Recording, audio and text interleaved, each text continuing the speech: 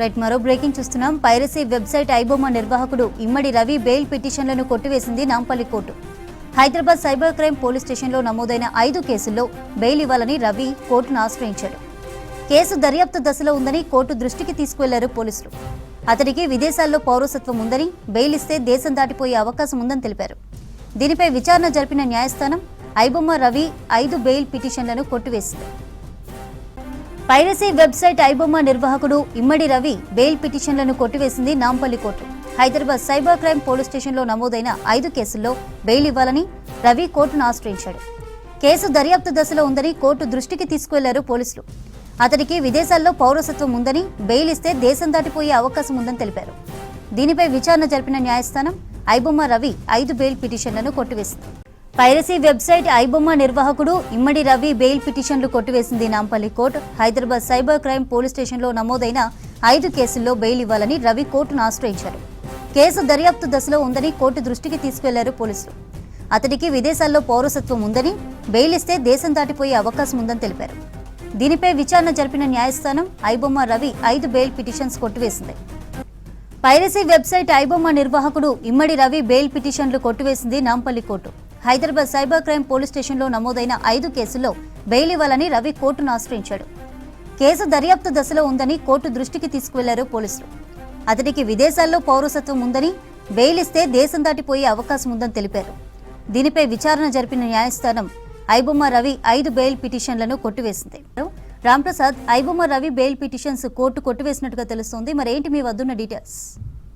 Yes Chandrika, iBomma Ravi bail కు సంబంధించి Nampally court తనపై ఏదైతే ఇటు సైబర్ క్రైమ్ పోలీసులు నమోదు చేసినటువంటి 5 కేసులకు సంబంధించినటువంటి బెయిల్ పిటిషన్లు కూడా ఇటు నాంపల్లి కోర్టు కొట్టివేయడం జరిగింది. మనం గమనిస్తే ఐబొమ్మ రవి ఇటు పైరసీకి సంబంధించి అయితే మనం చూడవచ్చు, సినిమా పైరసీ చేసినటువంటి యొక్క సందర్భంలో తన మీద కేసులు నమోదు చేయడం జరిగింది. వివిధ కోణాల్లో కేసులు నమోదు చేసిన క్రమంలో ఇటు ఇప్పటికే ఐబొమ్మ రవి మనం గమనిస్తే తనకు ఇండియాతో పాటు విదేశాలలో కూడా ఇటు పాస్పోర్ట్స్ ఉండడం, అక్కడ స్థానికత ఉండడం కారణంగా అయితే తనకు ఒకవేళ బెయిల్ ఇచ్చినట్టుగా అయితే ఈ యొక్క పైరసీ కేసుకు సంబంధించినటువంటి విచారణ ముందుకు కొనసాగేటువంటి అవకాశం ఉందని ఇటు పోలీసులు అయితే కోర్టు దృష్టికి తీసుకువెళ్లే క్రమంలో ఈ యొక్క కేసుకు సంబంధించి తనకు బెయిల్ ను ఇవ్వడానికి అయితే ఇటు పోలీసులు నిరాకరించడం జరిగింది.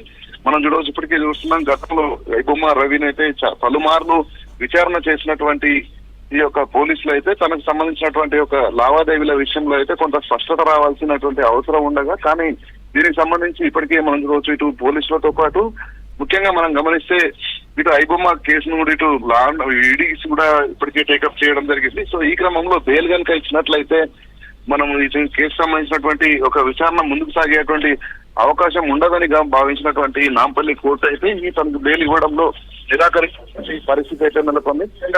ఇప్పటికే మనం చూడవచ్చు 5 కేసులలో కలిసి పలుమార్లు పోలీసులు అయితే కస్టడీ పిటిషన్ వేసి విచారణ చేసినటువంటి సందర్భంలో ముఖ్యంగా మనం చూస్తే ఒక కేసుకు సంబంధించి 2 సార్లు, ఒకసారి వారం రోజులు, ఒకసారి 3 రోజుల పాటు, 10 రోజుల పాటు విచారణ చేసిన అనంతరం అయితే మిగతా 4 కేసులకు సంబంధించి అయితే ఏకకాలంలోనే 12 రోజుల పాటు కూడా ఇటు కస్టడీ విచారణకు నాంపల్లి కోర్టు అనుమతించినటువంటి పరిస్థితి అయితే ఉంది. సుమారుగా 22 రోజుల పాటు కూడా ఇటు ఐబొమ్మ కేసుకు సంబంధించి ఐబొమ్మ రవిని విచారణ చేసినటువంటి పోలీసులు అయితే తనకు బెయిల్ ఇచ్చినట్లయితే తాను విదేశాలకు పారిపోయేటువంటి అవకాశం ఉంది. సో ఈ కేసుకు సంబంధించినటువంటి పురోగతిని వేధించడంలో అయితే కొంత ఇబ్బందులు కలిగేటువంటి అవకాశం ఉందని ఇప్పటికే పోలీసులు నాంపల్లి కోర్టు దృష్టికి క్రమంలో మనం చూస్తే కేసుకు సంబంధించి ఐబొమ్మతో పాటు బొప్పం టీవీకి సంబంధించినటువంటి ఈ యొక్క 2 పైరసీ సినిమా కేసుకు సంబంధించి అయితే సుమారు 50 లక్షల మందికి సంబంధించినటువంటి డాటా కూడా, కస్టమర్కి సంబంధించినటువంటి డాటా కూడా ఐబొమ్మ రవి వద్దనే ఉంది. సో తాను వారికి ఎలాంటి ఇబ్బందులకు గురి చేస్తారో దాన్ని ఏదైనా సైబర్ క్రైమ్ సంబంధించి కానీ సైబర్ ఫ్రాడ్ కి సంబంధించినటువంటి కూడా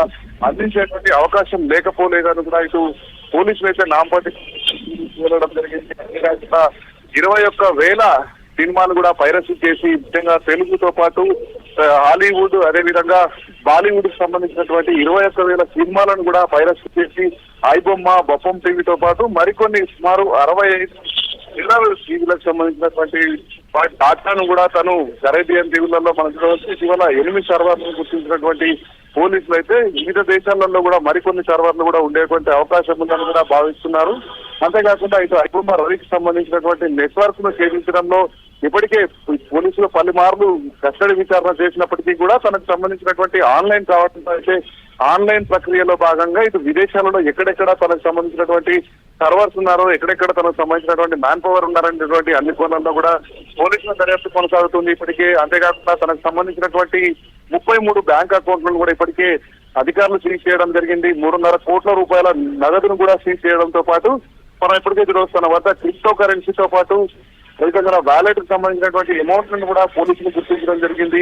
ఇప్పటికే మనం చూస్తే ఇటు ఆదాయానికి మించినటువంటి ఆస్తులు, ఎందుకంటే వివిధ ప్రాంతాలలో ఐబొమ్మ రవికి సంబంధించినటువంటి ఆస్తులను అంటే ఫ్లాట్స్ కానీ వీటన్నిటిని కూడా గమనించినటువంటి క్రమంలో వీటన్నిటిపై కూడా పూర్తి స్థాయిలో ఇటు విచారణ కొనసాగుతుంది ఒకవైపు. సో ఈ క్రమంలో బెయిల్ పిటిషన్ ను పలుమార్లు కూడా అంటే 5 కేసులకు సంబంధించి కూడా ఇటు బెయిల్ పిటిషన్ వేసిన క్రమంలో ఇటు పోలీసుల వాదనను విన్నటువంటి యొక్క నాంపల్లి కోర్టు అయితే ఇటు ఐబొమ్మ రవికి బెయిల్ ను నిరాకరిస్తూ ఇటు 5 కేసులకు సంబంధించినటువంటి బెయిల్ పిటిషన్స్ అన్నింటినీ కూడా డిస్మిస్ చేయడం జరిగింది. తదుపరి విచారణ పూర్తయ్యే వరకు కూడా తనకు బెయిల్ ను ఇచ్చేందుకు వీలు లేకుండా అయితే నాంపల్లి కోర్టు నిర్ణయం తీసుకుందని చెప్పవచ్చు. ఇప్పటికే ఈ కేసుకు సంబంధించి ఇటు సైబర్ క్రైమ్ పోలీసుల విచారణ కొనసాగుతున్న క్రమంలో ఇటు ఈడీ కూడా ఇన్వాల్వ్ అయింది. ఎందుకంటే కోట్లాది రూపాయల నగదు ఇటు లావాదేవీలు జరిగేటువంటి కోణంలో ఈడీ కూడా ఇప్పటికే ఈ కేసుకు సంబంధించినటువంటి వివరాలను ఇటు హైదరాబాద్ సిపి ద్వారా తీసుకోవడం జరిగింది. సో మరికొన్ని సంబంధించినటువంటి ప్రభుత్వ ఏజెన్సీలకు సంబంధించినటువంటి విచారణలు కూడా కొనసాగనున్న నేపథ్యంలో సో తనకు బెయిల్ ఇచ్చినట్లయితే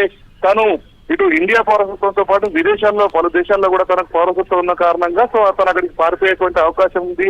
సో ఈ కేసులన్నీ అదేవిధంగా ప్రజల భద్రతకు సంబంధించి ముఖ్యంగా ఏంటంటే 50 లక్షల మంది కస్టమర్స్ కూడా ఐబొమ్మతో పాటు అదేవిధంగా పలు రివర్స్ రిజిస్ట్రేషన్